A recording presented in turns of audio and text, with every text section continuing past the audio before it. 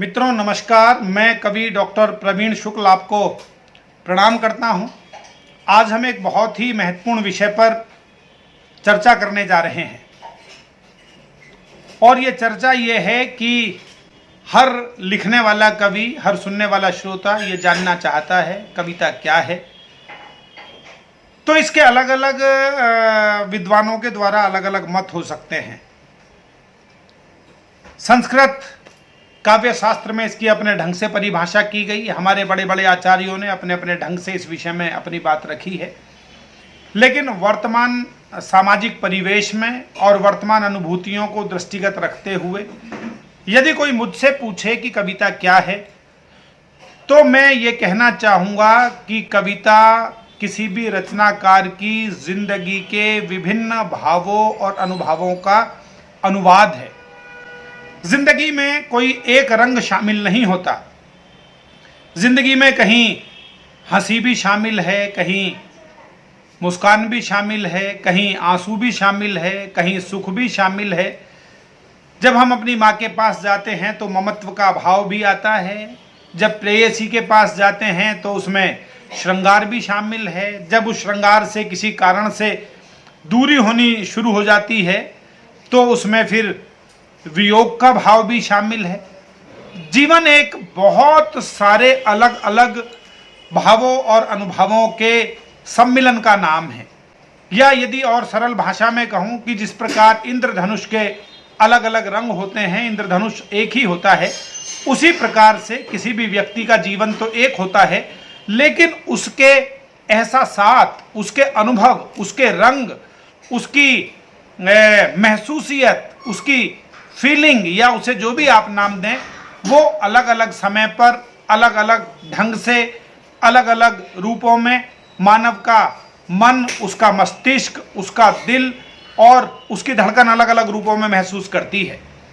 और जब वो भाव अपने उत्कर्ष पर पहुंच जाता है तो ये उत्कर्ष पर तो सभी के साथ पहुंचता है, लेकिन रचनाकार, जिसे आप सृजक कहते हैं, जिसे आप क्रिएटर कहते हैं, जिसे आप कवि कहते हैं, जिसे आप साहित्यकार कहते हैं, जब वो इन सब विचारों से गुजरते हुए विचार के उत्कर्ष पर पहुंचता है तो वो उसे रचना के रूप में तब्दील कर देता है। वो रचना कभी कहानी हो सकती है, कभी उपन्यास हो सकता है और कभी कविता भी होती है।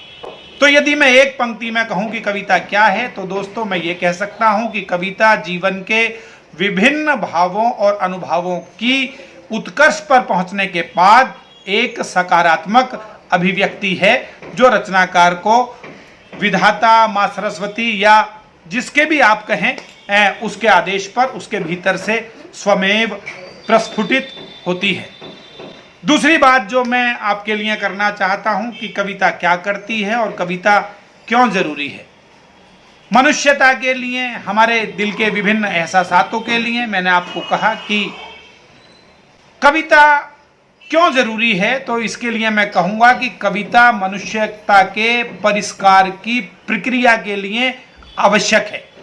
हम और बेहतर मनुष्य बन सकें और बेहतर अपने आप को कर सकें, इसके लिए हमें निश्चित रूप से अपने भीतर के जो हमारे भाव हैं उनका परिष्करण करना पड़ेगा। अपनी बुराइयों को खत्म करना पड़ेगा, अपनी अच्छाइयों की तरफ हमें अग्रसरित होना पड़ेगा। और यदि हम कविता से जुड़े हुए हैं, कविता हमसे जुड़ी हुई है, तो मुझे नहीं पता कि ये धन को बढ़ाएगी या घटाएगी या आपकी प्रॉपर्टी संपत्ति को बढ़ाएगी या घटाएगी, लेकिन इतना मैं जानता हूं कि हमारी मनुष्यता के परिष्कार की प्रक्रिया निश्चित रूप से शुरू हो जाएगी। एक और प्रश्न मेरे सम्मुख है कि कविता कब और क्यों लिखता है और मैं कविता कब और क्यों लिखता हूं। मैंने बताया आपको कि जब कोई भी भाव मेरे हृदय में आकर मेरे हृदय की विभिन्न संवेदनाओं को प्रभावित करने लगता है तो एक उमड़न, एक घुमड़न अपने आप मेरे भीतर शुरू हो जाती है। और मेरे साथ अनेक बार ऐसा हुआ है कि मैं गाड़ी ड्राइव कर रहा हूं या किसी सफ़र में हूं और अचानक मुझे लगा कि कोई भाव मेरे भीतर से आ रहा है। जिस प्रकार से एक स्त्री जब उसके भीतर एक बच्चे के रूप में एक अंकुर पनपता है और वो माँ का स्वरूप ग्रहण करती है, और जब उसकी वो समय सीमा पूरी हो जाती है तो स्वमेव वो बच्चा शिशु धरती पर जन्म लेना चाहता है। उसी प्रकार कोई भी भाव अपनी उमड़न घुमड़न के साथ भीतर भीतर भीतर भीतर और परिपक्व होता रहता है, और जब वो अपनी परिपक्वता की तरफ पूर्णता को प्राप्त करता है तो वो बाहर कविता के रूप में आना चाहता है, एक क्रिएटर के द्वारा उसका जन्म होना चाहता है। मेरे साथ अनेक बार ऐसा हुआ है कि किसी एहसास विशेष ने मुझे प्रभावित किया और बाद में वो किसी दोहे के रूप में आ गया। मैंने लिखा था कि इस नश्वर संसार की अजब निराली रीत, जब तक हम समझें इसे जीवन जाता बीत। ये एक एहसास मुझसे टकरा कर आया और मुझे लगा कि इसको इस दोहे के रूप में व्यक्त किया जा सकता है। एक अच्छी कविता क्या होती है? देखिए, कविता को रचना कहा जाता है। एक दूसरा नाम है साहित्यिक, जो भी हम लिखते हैं उसको एक और नाम कहते हैं कि मैं एक रचना आपके सम्मुख प्रस्तुत कर रहा हूं।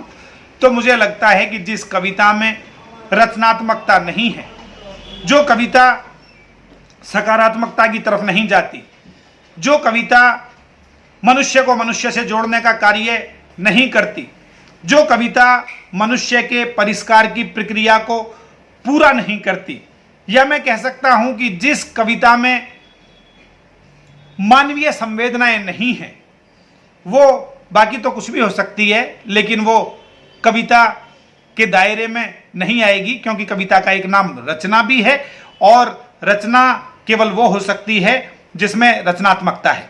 शब्दों की तुकबंदी को, शब्दों के हम मीटर और बहर में बात कह लें, हम दोहे की मात्राएं पूरी कर लें, लेकिन यदि उसका भाव मनुष्य को मनुष्य से तोड़ने वाला है, समाज में विध्वंस पैदा करने वाला है, मानव से मानव की दूरी बढ़ाने वाला है, तो उसे आप कुछ भी कहेंगे, लेकिन मुझे लगता है कि वो एक रचना नहीं होगी। एक श्रेष्ठ कविता के दायरे में हम उसे शामिल नहीं कर सकते। अंतिम बात आपसे कहना चाहता हूं कि एक कवि की जिम्मेदारी क्या है। तो एक कवि की जिम्मेदारी ये है कि मैंने जो आपको अभी कविता की परिभाषा बताई है, उस कविता की परिभाषा के दायरे में रहकर वो अपनी उस रचना के दायरे में रहकर अपनी कविता को करे। उसके भीतर जितने भी अनुभव हैं, उन अनुभवों को, उन एहसासों को वो इस रूप में प्रकट करे कि जब पढ़ने वाला पाठक उनको पढ़े तो उसके मन में जो भाव पैदा हो वो सकारात्मक भाव होने चाहिए, विध्वंस का भाव नहीं होना चाहिए। उसके मन में मानवीय संवेदनाएं और ज़्यादा पुष्ट होनी चाहिए। उसकी मनुष्यता, उसके भीतर की संवेदनाएं, वो सब कहीं हमारे समाज को, हमारे देश को, मैं कह सकता हूँ वो करुणा का भाव हो, वो दया का भाव हो, वो प्यार का भाव हो, वो एक ऐसा एहसास हो जिससे देखकर किसी मजलूम के प्रति, किसी मासूम के प्रति आपके मन में एक ऐसी भावना जागृत हो कि हम इसका सहयोग करें और हमारा समाज कैसे बेहतर हो सकता है। यदि इस तरह का भाव एक कवि की रचना पैदा करेगी तो वो कवि अपनी जिम्मेदारी पूर्ण करेगा।